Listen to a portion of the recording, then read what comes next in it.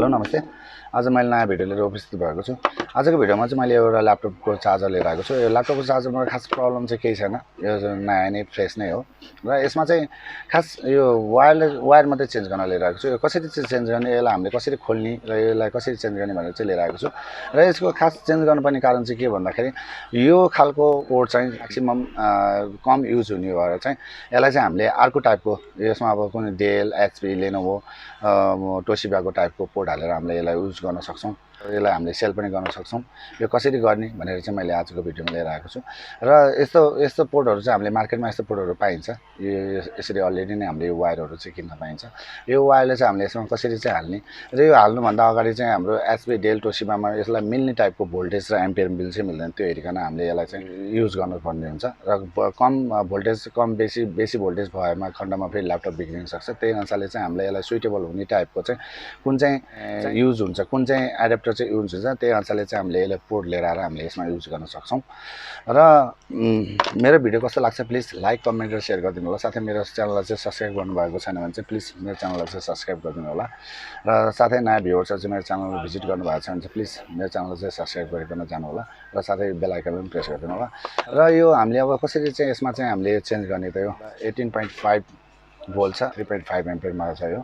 यसको अनुसारले हामीले यसमा चाहिँ मैले आज हाल्न जाँदैछु यो एचपी डेलमा मिल्ने टाइपको सकेट मोटो पिनको। यसलाई चाहिँ अब यसमा कसरी चाहिँ लगाउनु त यसमा। अब यो लगाउनुभन्दा पहिला सुरु चाहिँ मेरो सानो च्यानल इन्ट्रो पछि चाहिँ यसमा चाहिँ कसरी हामीले यसलाई डिसेबल गर्ने र यो युज गर्ने अब हामी त्यो हेरौँ है त।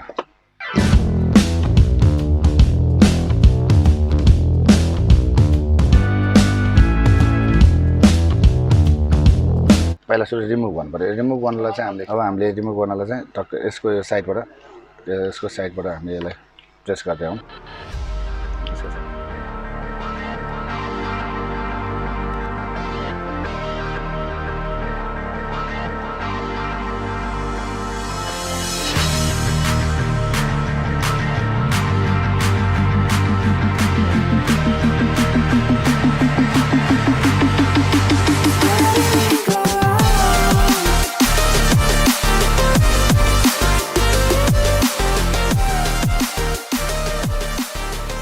यसरी चाहिँ हामीले यो रिमुभ गरौँ।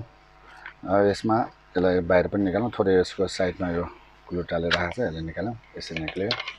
यो चाहिँ ल्यापटप भित्रको यो पिसिबी बोर्ड हो। अब हामीले यसमा चेन्ज गर्नु पर्यो यो वायर। अब यसलाई हामीले यसरी खोलौँ। यसमा वायर हेरौँ। यसमा 3 कलरको वायरहरू छ, ब्ल्याक, रेड र व्हाइट। अब यसमा रहेको छ व्हाइट र रेड। अब हामीले हेर्नु पर्यो व्हाइट केमा लगाएको छ त, यो क्यापेसिटरपट्टिमा व्हाइट, ब्ल्याक भयो। अब त्यसपछि चाहिँ जुन यो क्यापेसिटरको अपोजिट पोइन्टमा चाहिँ यसमा भयो, यसमा चाहिँ रेड लगाएको छ। भनेपछि यो प्लस, यो माइनस। अब यसलाई हामीले निकालौँ।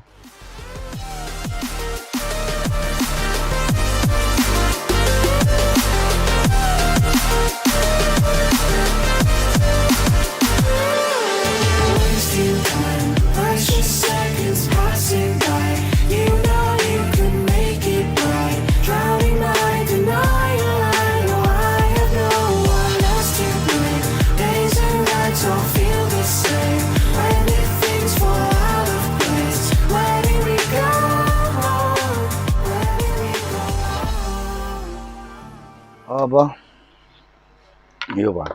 अब मेन कुरा हामीले हेर्नु पर्यो यसमा राम्रो लाग्नु पर्यो। अब यसमा कस्तो छ भन्दाखेरि यो सानो अलि थोरै स्मल टाइपको यो जुन यसको क्याप छ। अब यसमा चाहिँ अलि बिग टाइपको छ। यो प्रब्लम आउनसक्छ। यसमा चाहिँ हामी थोरै कतै टच भइदिइहाल्यो भने त्यसमा नि प्लस लाइन आउने हो। त्यसमा हामीले थोरै यहाँ छिराएर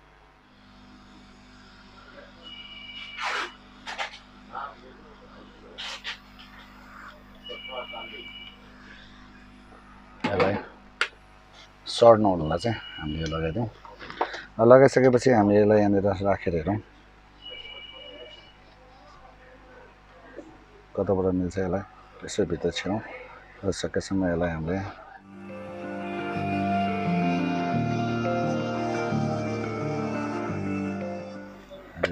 निकाल्नु निकाल्नु अब यसलाई हामीले यसरी हामीले यो पिन युज गरौँ अब यसलाई चाहिँ हामीले यसलाई चाहिँ के गर्न सक्छौँ भने अब यसलाई चाहिँ ग्लुले थोरै सुपर ग्लुले लगाइदिएपछि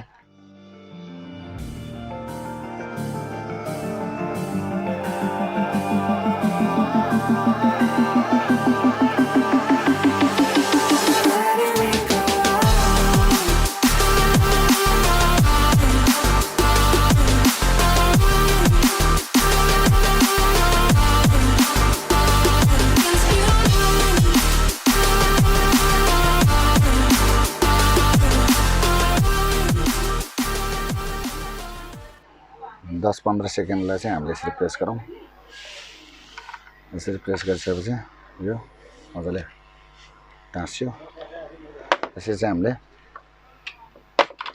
यसरी फाल्दाखेरि छुट्टिँदैन यो मेरो भिडियो कस्तो लागेको छ प्लिज लाइक कमेन्ट र सेयर गरिदिनु होला साथै नयाँ भ्युअर्सहरू चाहिँ मेरो च्यानलमा भिजिट गर्दै हुनुहुन्छ भने प्लिज मेरो च्यानललाई चाहिँ सब्सक्राइब गरिदिनु होला साथै सब्सक्राइब गर्न भुलेको छ भने चाहिँ प्लिज सब्सक्राइब गरिदिनु होला बेल आइकनमा पनि प्रेस गरिदिनु होला र हजुरलाई कस्तो भिडियो मनपर्छ प्लिज कमेन्ट दिनु होला त्यही अनुसारले चाहिँ म भिडियो ल्याउने प्रयास गर्नेछु र साथै यो भिडियो कस्तो लाग्यो कमेन्ट गरिदिनु होला र हामीले चाहिँ यसरी चाहिँ यो बनाउन सकिन्छौँ जस्तै हामीसँग चाहिँ घरमा 2-4 वटा ल्यापटपको चार्जरहरू त्यतिकै छ भने हामीसँग यो उपलब्ध भए अनुसारले हामीले यसलाई रिपेयर गर्न सक्छौँ यो वायर हालिकन हामीले चलाउन सक्छौँ र साथै हामीसँग जुन सेलर हुनुहुन्छ उहाँसँग चाहिँ यस्तो नचल्ने मोडलहरूको स्टक छ भने त्यही अनुसारले यसलाई केही मात्रामा सस्तोमा यसलाई सेल गर्न सक्छौँ उहाँहरूको जुन यो राखिकन र अब यसलाई एकचोटि चेक गरौँ यो यसमा लाइट आउँछ कि आउँदैन लाइट एकचोटि हेरौँ लाइट हेर्नलाई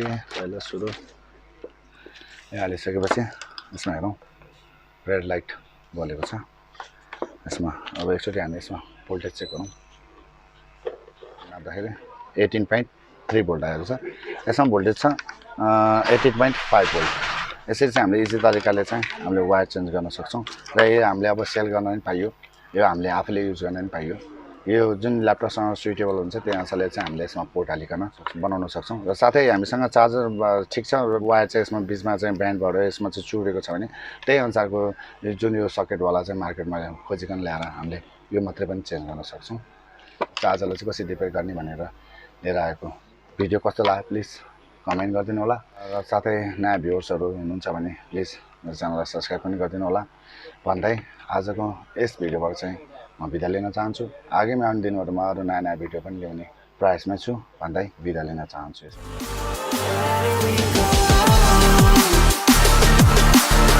I still got so much to say